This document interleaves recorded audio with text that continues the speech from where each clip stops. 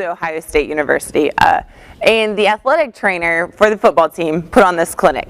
During this clinic, he had us doing some stretches that I thought, holy cow, I think I need a manual to figure this out, because they were so in-depth. I thought, oh boy. So pretty much I just took what I learned from that clinic and made it work for me. So these are just some things that I've learned through coaching, through playing, through attending clinics that hopefully that maybe you can utilize to help prevent injury. So I just remember in gym class when, in grade school, our gym teacher would always have us stand, bend over, touch our toes, then we'd sit down, touch our toes, and if we were lucky, maybe we'd reach our knees. But those stretches are known as static stretches, meaning you're not moving a lot. You're pretty stationary, you're isolating the muscle, and you're stretching it. In 2004, the CDC came out with a study that described that really static stretching doesn't prevent injuries.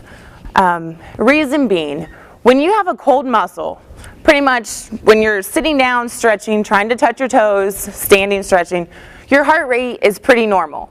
It's at the base rate. Your blood flow, pretty normal. So your oxygen and your blood flow aren't going to your muscles as it would be if your heart rate is up and you're moving around and you're being dynamic. So when you try and stretch a cold muscle, that's when you can tear, break, extend those muscle fibers, resulting in an injury. So at this clinic, this trainer was talking about dynamic stretching. That means getting your muscle warmed up, your oxygen flowing, your blood flowing to your muscles, getting them warmed up, ready to go. Because it's a lot easier to manipulate a warm muscle than it is a cold muscle. So in doing so, typically, like to warm up, maybe start with some jogging, say 3 to 5 minutes, just to get your heart rate up, get your muscles warm. And then you can go through high knees. When you're doing your high knees, really extend your knees and extend your arms, getting them going. Then you can follow through maybe some butt kicks. Really, again, pull your ankles up. Make sure you're pulling them up, kicking your butt, extending your muscles in your legs. After that, maybe work on some lunges.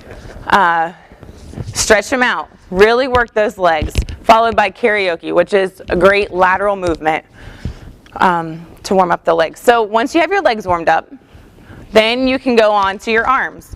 And typically, like, we start with small arm circles, forwards, then backwards, and then maybe larger circles. And you only do this about 30 seconds, just to get the blood flowing in your arms.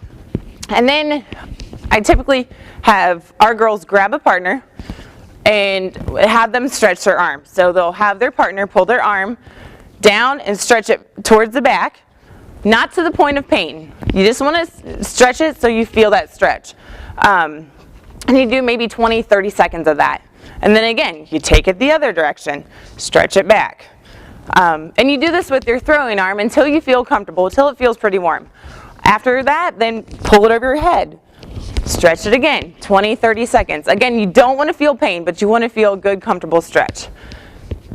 So we have our legs and our arms warmed up, and then we move into throwing. So when you throw, and I still do this, and my teammates make fun of me because it's a T-ball move, but I stretch out my arms, and I just do an easy throw across the body. Maybe 10 to 20 throws, and they're like, oh, yeah, I did that in T-ball. Well, yeah, I still do it. It stretches them out. Once I go through that, and then I'll, increase the speed a little bit, and then the distance, and then go full blown. So by the time you actually are ready to play, your muscles are pretty much warmed up. You go out and you play, and then when you're done playing, that's when you do your cool down or your static stretches. That's when you isolate the muscle and you extend those fibers, which will increase your range of motion. In doing so, you'll increase your flexibility, and you'll also eventually increase your athleticism.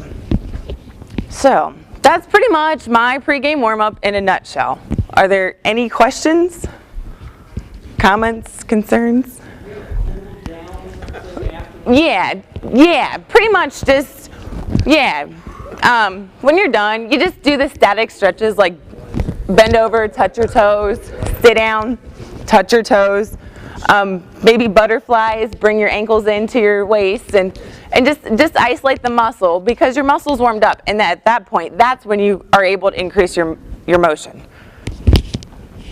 Yeah.